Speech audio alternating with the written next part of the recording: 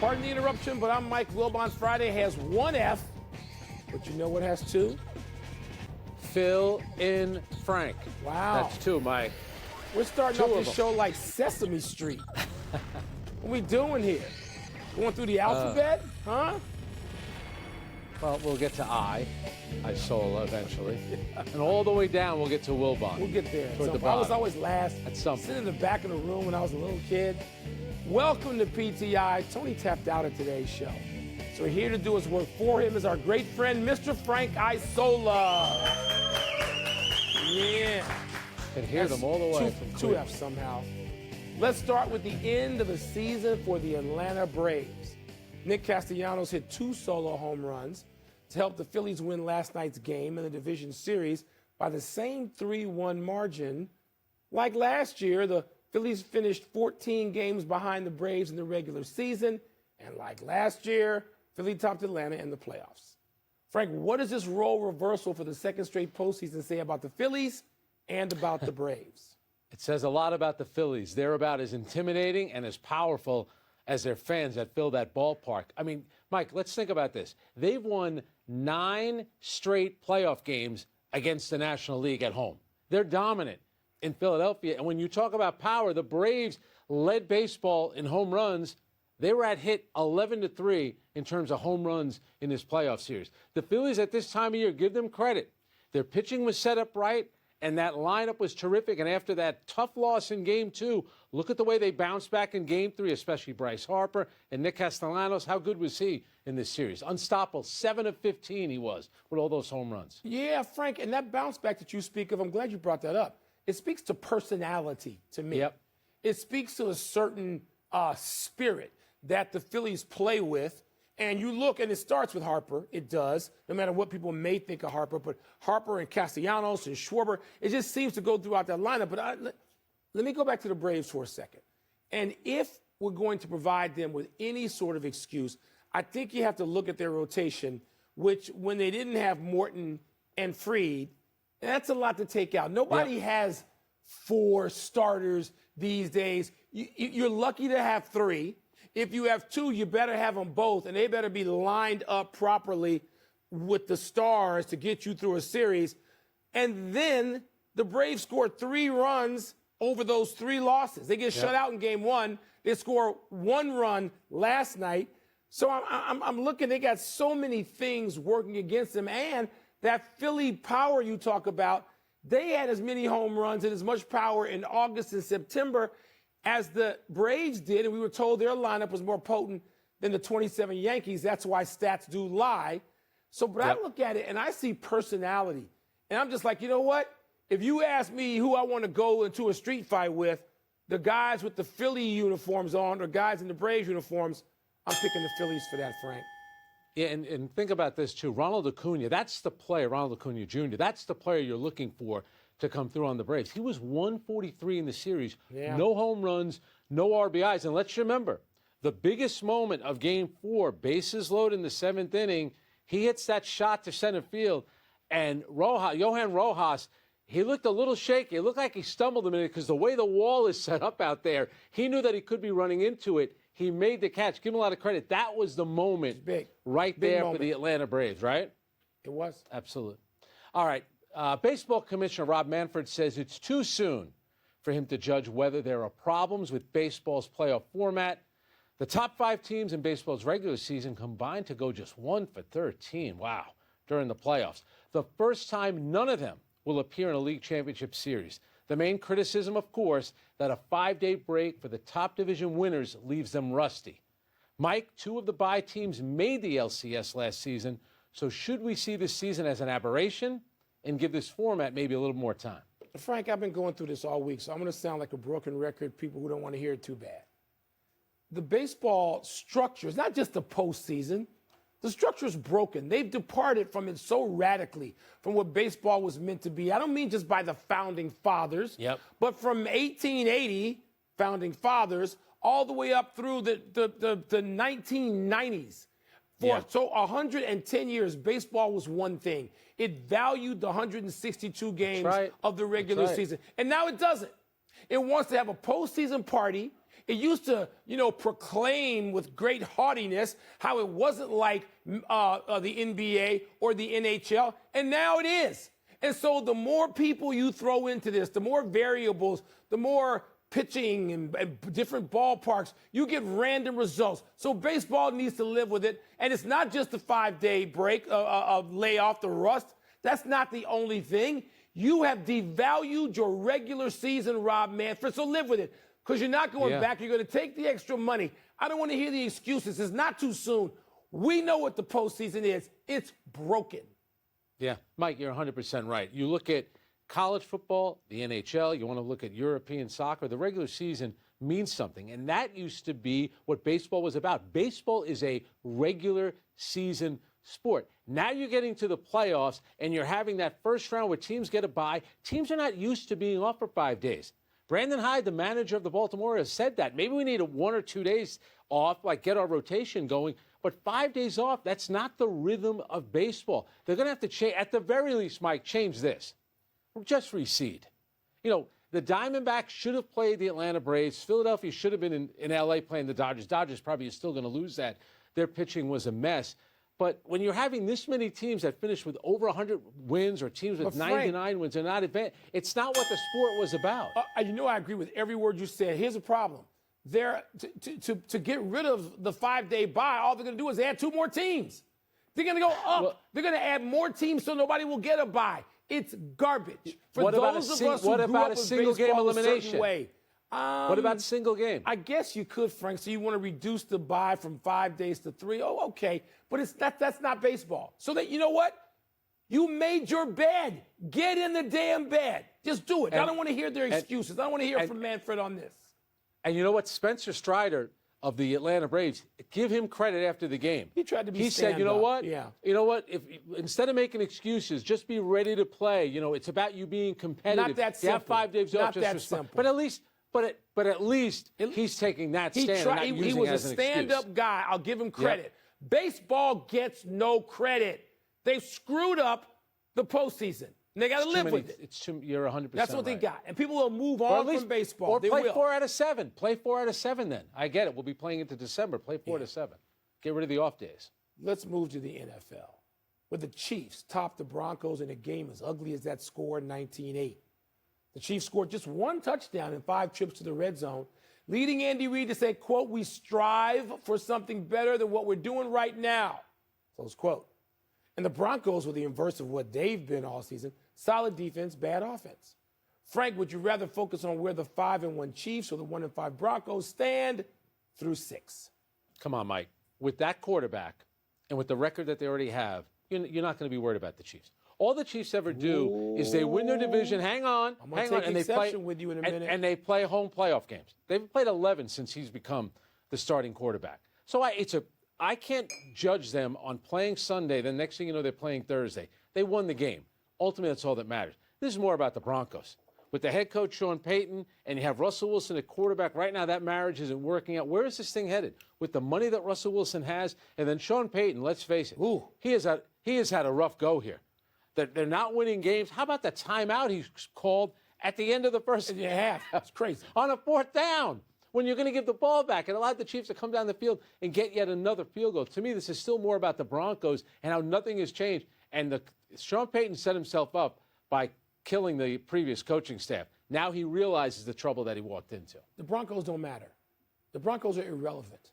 The Broncos aren't worth talking about on any network anymore until they win at least 2 games and maybe 3 straight games, and they can't do that. So the Broncos are set aside. Let me get to why the Kansas City Chiefs could have trouble.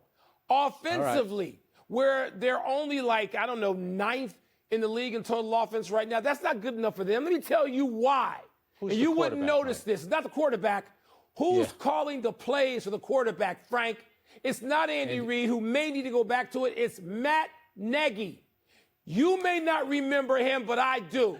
I've seen his offense fail miserably. That's why he got fired in Chicago.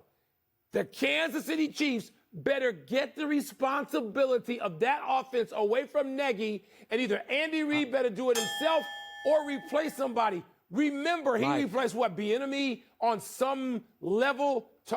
Frank, That's a disaster in waiting. Mike, you and I lived through a guy in Chicago, number 23. This is the football equivalent of it. Everything you talk about, that guy on fourth down, they always convert come play. He can be ruined. He can be ruined. It's maybe for another quarterback. It's Patrick Mahomes. He's at a different level than everyone in the league, and all the guy ever does is win, and all he ever does is play at home. We're going to save this clip, and when Matt Nagy is replaced by Andy Reid, who are you picking in the AFC? Who are you picking in the AFC over the Kansas City Chiefs? Come on now. I don't know yet. Yeah, there isn't anybody. I don't like the AFC at all. Because there's one team. There's one team you trust with maybe Mahomes as Jacksonville, quarterback. Maybe. Yeah. And the tight end, too. I guess we have to mention him. Coming up, who should be more motivated Sunday? Bill Belichick or Josh McDaniels? I'm not picking them in the AFC. And should we expect the Liberty, oh boy, to beat the Aces and get back into the WNBA Finals on Sunday? You look at the Chiefs and what they are in the red zone and why. Fine. It's a regular season, and they keep winning. All right. There's one guy you trust. It's Mahomes. Pardon the Interruption is presented by Truly Hard Seltzer.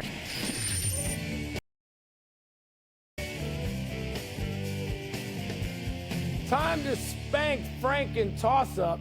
Let's get the first one from the producer over the loudspeaker. Toss up, who should have more motivation to win Sunday's reunion? Bill Belichick or Josh McDaniels? Frank, this is real simple to me. Bill Belichick has no motivation to do anything. He can do it because he's Bill Belichick. But if he's not motivated, if he decided Sunday morning, you know what? I don't feel like coaching today. I'm just going to sleep through this one. He's Bill Belichick. Not one of those rings goes back to the ring company, Jostens or whoever's making the damn rings. Those are high school rings. Come on. I know those are what my high school ring was. Listen, McDaniels has coached for like 4+ seasons or parts of 4 seasons as a head coach. He's never made the playoffs. He's got all the motivation all the time, no matter who's on the other sideline, but particularly when when Belichick is there. So don't tell me Belichick has any motivation. It's all McDaniels. You have Matt Nagy on the brain right now. I do. You 100% do.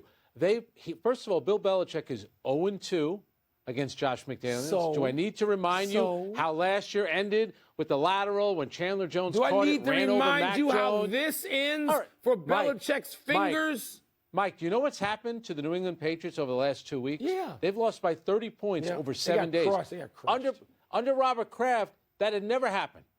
Losing by 30 points twice in a season. It happened twice in 7 matter relative to this other dude who's never even been to the playoffs. The offense is scoring 10 points a game. He needs this winning. Their season is kaput if they don't get this. And it's against Josh McDaniel, a guy that he hasn't beaten yet. What about McDaniel's season, this season, and every other one he's ever coached? All right, that's fair, but... Thank you for that. But this is Bill Belichick. Now people are saying, are they going to get rid of him after the season? Should he step down? Should they bring in... No, they're not going to get rid of him. Mike Vrabel as the coach. He could just oversleep his alarm. It's okay. It's Belichick. What's next? Toss up, who you got in Sunday's Game 3 of the WNBA Finals? The Aces or the Liberty? I got the Aces. You can't. I just said going into Game 2, the Liberty got to come back. I know. They couldn't even play well. What were they down, like 18-2 or something like that? 19-2. Frank, I don't see how. You need a rabid Phillies-like crowd in Brooklyn. Oh, wait. They are barely awake in Brooklyn. It is the worst home court advantage, home court situation in terms of spirit in the entire NBA, all 30 teams, maybe Washington, and the entire WNBA, all whatever it is, 12 teams. It's the worst. There's nothing to rally the Aces. Rally the Liberty. I want to see a series, Frank. It's not happening. It's not. First of all, Brooklyn is a hipster town. I was born there. Watch what you say, number one. Okay. Number two, we're going to put on the fans and not on Brianna Stewart, Sabrina Ionescu, the way that they've played. Here's the problem. They've been bad. This was supposed to be a super team. There's been one super team thus far in the series. You know, the Aces have outscored the Liberty by 45 points. Yeah. They're the first team in WNBA Finals history to shoot 50% from the field, 40% from threes in back-to-back games. And you and I talked about this over the last 2 weeks. No resistance. Asia Wilson Wilson's is been motivated great. by not winning the MVP. Yeah. And Becky Hammond got her all stirred up. How did she not win did. it? It was a joke. Well, This is Stewie's Karl gotta Malone answer. and Michael Jordan almost 30 years ago. It's the same thing.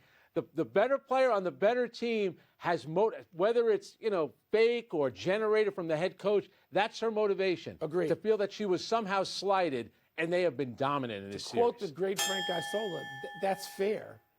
That's fair. But let me tell you what is also fair. Brooklyn's home court situation, it stinks. It's dark and quiet. It's like a library. It's theater lighting. They do it in L.A. Yeah, they do it in the not Garden. L.A. Get some lights. Show us who's Ted in Lasso the arena. goes to those games. Brooklyn, Pablo Torre goes to those games. You hipsters better get a real arena because you stink He's right killing now. the fans. This is awful. Brianna Stewart. Stewie's asleep. Stewie and Ionescu, they're still napping like Belichick could nap right through the game. He doesn't need the motivation. That's it. The fans. We're taking one last break. Still to come. Dion in Colorado are back on the field tonight. What should we expect against Stanford? And a frenetic finish to last night's West Virginia-Houston game that you have to see to absolutely believe. Oof. Are you going to the game? Not happen. Are you going to that 3 game o'clock. Sunday? I will be there, 3 o'clock. Where are you going to be? Oh, I'll be watching part the of that crowd NFL. that you're knocking. Because this network's programming and the WNBA, the executives, double thumbs down. They stink like Brooklyn's arena. Pardon the Interruption is presented by Truly Hard Seltzer. Please drink responsibly. Part of Happy Hour. Time to get happy, people. Happy 62nd birthday to Glenn Doc Rivers. You know him as a title-winning NBA coach or an all-star guard, but I first knew him as a playground star across Chicagoland at a time when area high schools also featured guys like Mark Aguirre and Isaiah Thomas. After splitting with the Sixers, Doc traveled all summer, told the Boston Globe, quote, "I didn't know I needed a break, but I needed a break," close quote. He's back in the booth now as an analyst with this network and told NBA Today Wednesday that his relationship with James Harden wasn't bad, wasn't good, just pretty much neutral. His advice for the disgruntled guard, just play and it will work out. Don't let Doc play you from the senior tees. He's trying to creep up there now. Don't let him do it. I'm not putting that relationship on Doc Rivers. James Harden finally spoke today for the first time since joining the Sixers. He said, can your relationship with the front office be repaired? Obviously, that's Daryl Morey. He said emphatically, no. Eventually, they're going to trade him. I'm not putting this on Doc. This Not is at all. James Harden. This is on Harden. Please. Yep. Happy anniversary, Derek Jeter. On this day 22 years ago, your backhanded flip nailed Jeremy Giambi at the plate to save a playoff win for the Yankees in a legendary play.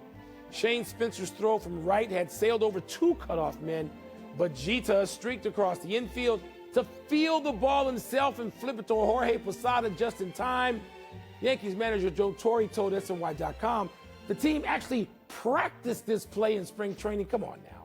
And also credited Posada with staying home rather than trying to back it up and field the offline throw. The Yankees would go on to eliminate the A's and then the Mariners before falling to the Diamondbacks in a very emotional World Series in 7 games. I know people outside of New York don't like hearing this about Derek Jeter, but part of the mystique was he came through in the clutch. He did bat 308 in 158 postseason games, and that defensive play right there. By the way, Mike, that was the same year that he hit the home run right after the clock struck midnight on November 1st, and the headlines all over the back pages of the papers in New York, Mr. November. There's no question. Derek Jeter's one of the all-time greats. If you hate, I don't care who you are, hating Derek Jeter is just stupid and a waste of your time and ours. Happy trails to last night's game for West Virginia. What a finish in Houston. Down 3 with 22 seconds left and facing 4th and 10 from the 50. The Mountaineers connected for an improbable touchdown to take the lead with just 12 ticks left, but West Virginia drew a flag for celebratory helmet removal, helping Houston's subsequent field position after a quick 8-yard completion. Cougars quarterback Donovan Smith sent a 49-yard Hail Mary toward the end zone as time expired. And the prayer gets answered when Stephon Johnson comes down with the batted ball for the Houston win. Man, that was a great win. Do you have a problem with the referees calling that penalty right there? Yeah, not really. I don't. Helmet removal gets stupid. We got to go and run to the big finish, Frank. Daniel Jones is out against the Bills with a neck injury. Your thoughts, sir? Tyrod Taylor's going to start. He played for the Bills. I feel sorry for him having to be in front of that offensive or behind that offensive line. He's going to get crushed. Deshaun Watson, big story here in Cleveland. He's going to miss the Browns game against the Niners with a shoulder injury. Is that a big deal? Blowout. Victor Wembanyama back on the court tonight. You intrigued? I'll tell you what, Bam Adebayo is not going to play, so he's not going to go up against Miami's best. But Wembanyama has looked better in the preseason than he did in Summer League. Stanford at Colorado tonight. Do you like Deion to get a win? Yeah, if Deion wins this one, that'll be 5. He'll need one more to become bowl eligible for a team that was just for a program that was lost. Unbelievable season, even with 2 losses. Last one, number 25 Miami at number 12 North Carolina tomorrow. Will the Heels, Frank, stay unbeaten? I think they will. And if Miami had just taken a knee in their last game, they would be undefeated right now. We'd have 2 undefeated teams. We're out of time. Thanks for watching. I'm Frank Isola. And I'm Mike Wilbon. Have a great weekend, Knuckleheads. You can get the PTI podcast on the ESPN app or Apple Podcasts. And now, here's SportsCenter. All right, Frank, what should the Sixers do with James Harden? I'm still going to trade him at some point. Maybe it's going to be to the Clippers. He finally spoke to the media today. He said his relationship with him and Daryl Morey, there's no repairing that. Now, he did have praise for Nick Nurse. He took a little shot at Doc, so he prefers the Nurse over the Doc. But James Harden right now, do I think he can be productive? Maybe. But here's the guy. Let's remember the 2 biggest moments of his season. That Game 7 that he had against the Celtics did not come through. Final 4 minutes of Game 6, when that series was there for the taking, he didn't come through. I understand. He had 2 40-point games in that series. Yeah. But when they had a chance to take it, he quit. He was nowhere to be found. And now we're going to blame Doc Rivers for that? I'm not going there. No, everybody on that bench knows that he quit. I mean, that's how the word got out. They knew he quit. They didn't necessarily run out and tell everybody in the media. They told each other. They know what happened in that game. Harden knows what happens in that game. And if he doesn't know, he knows what they feel he didn't do in that game. They got to trade him. I know it's a new deal when you have Nick Nurse there, who's a terrific coach, who's got a championship ring. But the other thing here, Frank, in this equation is the Clippers need him. The Clippers, even if Kawhi and Paul George are healthy enough to play 65, 68 games, they're about 10th in the West right now. That's the sad reality of their situation. They are stuck behind Denver, Phoenix, the Lakers, Golden State, Sacramento, maybe Memphis. Oklahoma City, Memphis. They're stuck behind a whole lot of people, the Clippers are. If James Harden has a chance to reclaim anything and make one more climb up the mountain after the championship that's eluded him, that's where he's going to have to do it, with the Clippers. He ain't going to do it with Philadelphia. It's too hard a town. It's too tough a city and fan base. And they know he quit. So they better get him out of there. And the Daryl Morey Harden thing doesn't make any difference. He can't be on that team if they expect to be serious about contending for a championship. Another Russell Westbrook, James Harden reunion. And I'll tell you one thing about Philly. Tyrese Maxey is ready to take that big jump. He's ready. Trust that's him. a terrific player. Not Harden. You're right about that. All right, that's it. We're done. Back to you.